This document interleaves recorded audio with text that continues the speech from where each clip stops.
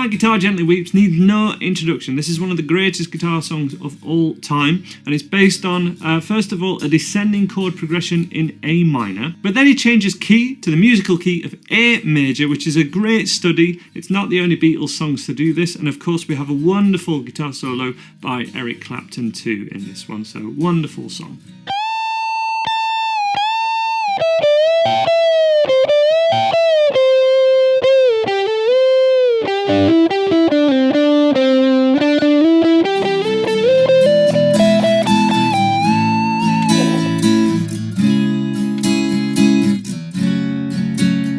So starting off with the open chords for the introduction, which is the same as all the verses, beginning with an A minor chord.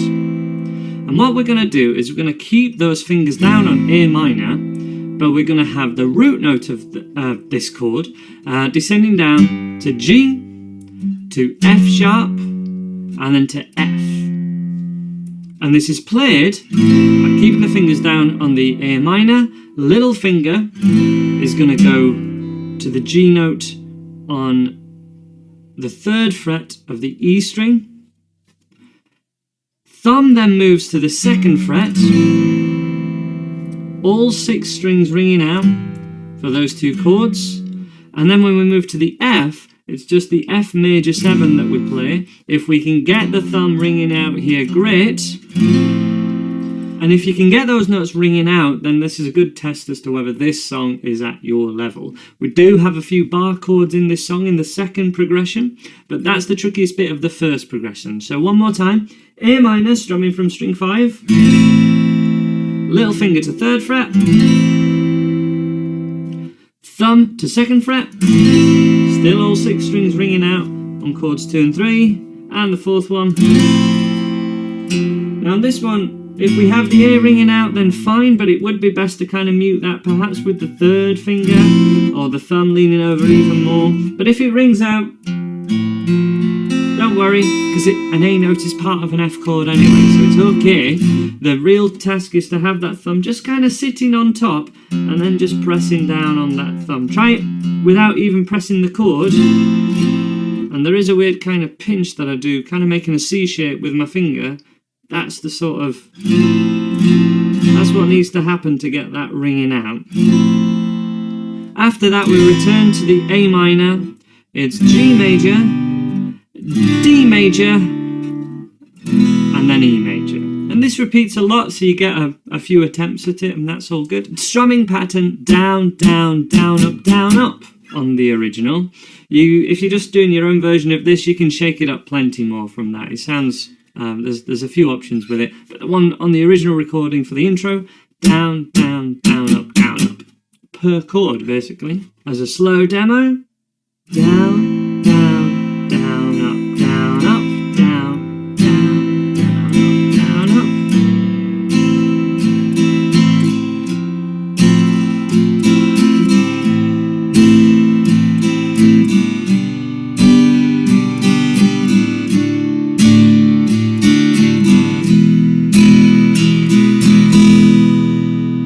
Repeats for the verse, but the second time it goes through, when we've gone through our descending sequence again, over the lyrics, still my guitar gently weeps.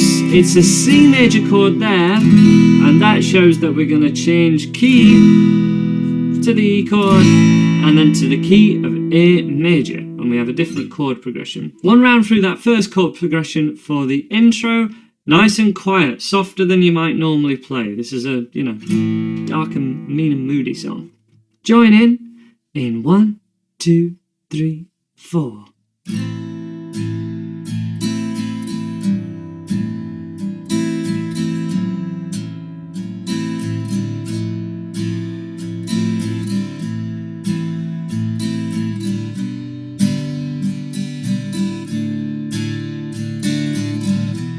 And the lyrics, look at you all, see the love here that's sleeping, while my guitar gently weeps. Same again. I look at the floor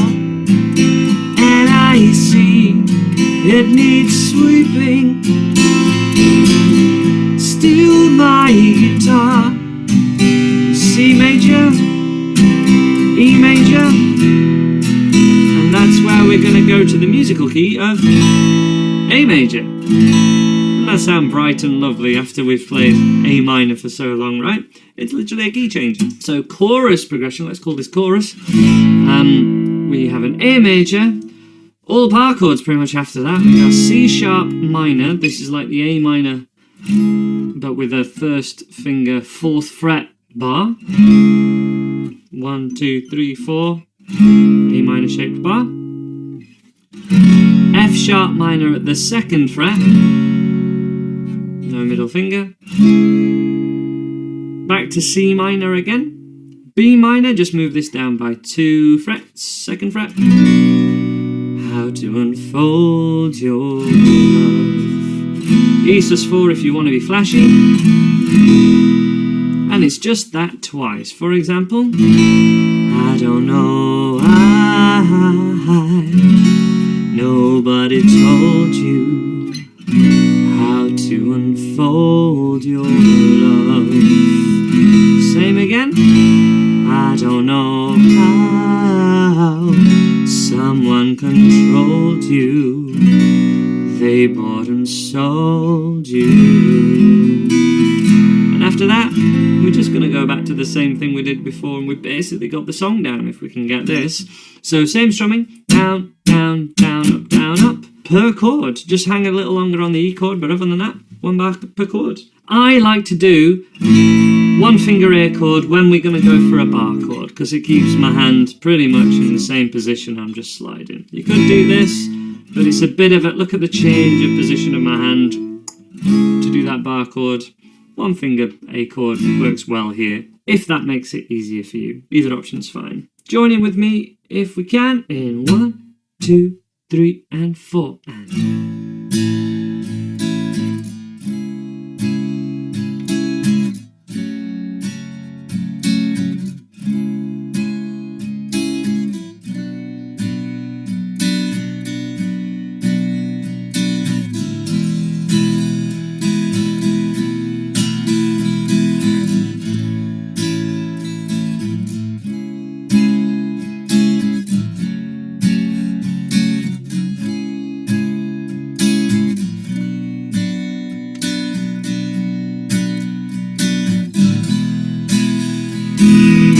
Return into the first chord progression.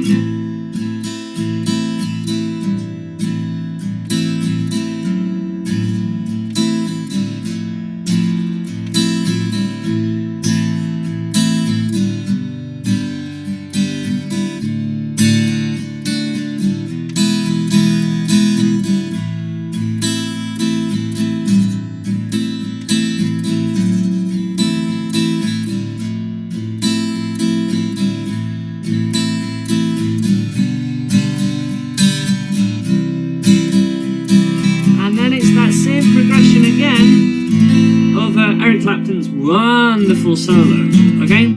So let me give you a handle on what I would do to play that solo now. So the solo played by Eric Clapton, I've grabbed my D'Angelico middle pickup. It's sounding something like it, but it's really about these Clapton techniques, kind of lots of overbending. Let me give it a bit of a whirl.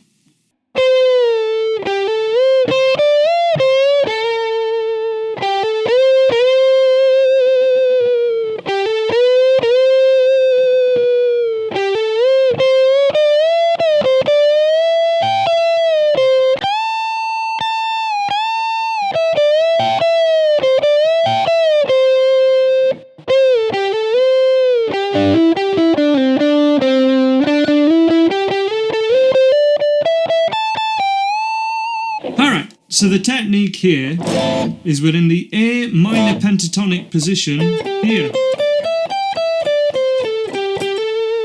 Shape 4 on the thinnest 3 strings, starting off kind of here, 14th fret and 12th fret, and we're going to overbend by 3 frets. So we need to get to the pitch of this note, 3 frets higher. And we bend first, and then unbend to the natural note. So first of all, to get used to that, you probably want to bend up until you get to the pitch of this one, not just a whole tone.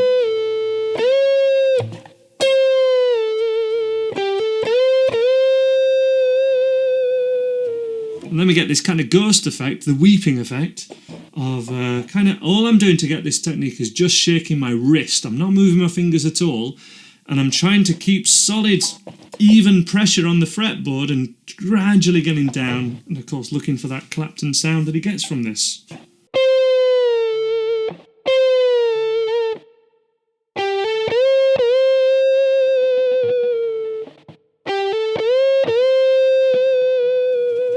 To do that, I'm again employing this one giant finger. This is the Paul Gilbert technique, or what he called the giant finger, where we have 1, 2, 3 fingers all tied together and acting as one, moving from the wrist.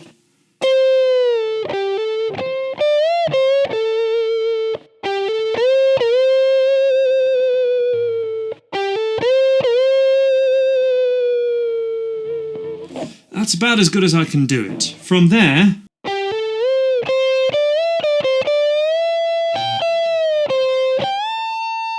and that gets us up to this top A note. So where you'd normally be playing A minor pentatonic like that in shape 1, doing it from shape 3.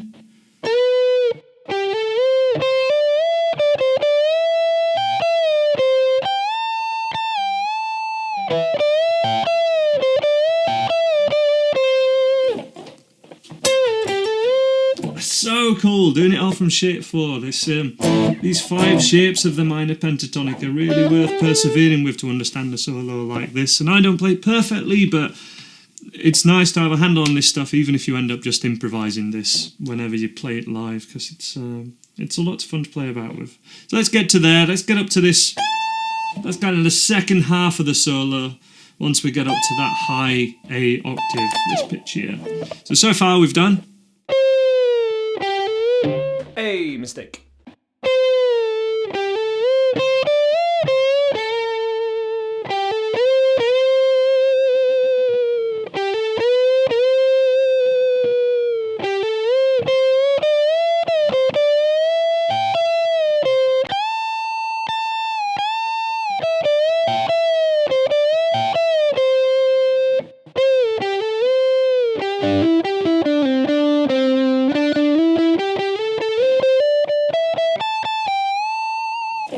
to the major section. So, look, you're following the tab, which I'll link to. I'm following Songster. You're aware of your minor pentatonic positions and your bends are in tune. That's when you start to look at the detail of this, which even I can't get fully under my fingers. It's so legato, it's so smooth. Bleeding each note into the next. No gaps, or when there is a gap, it's very purposeful. But let's look from here.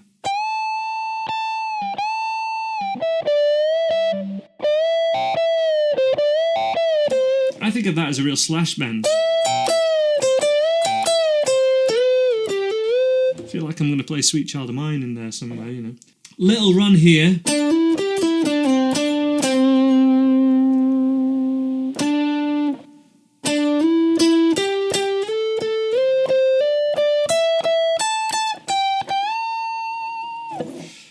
And all of that's just, again, this A minor pentatonic throughout. Hang on, let's have a think.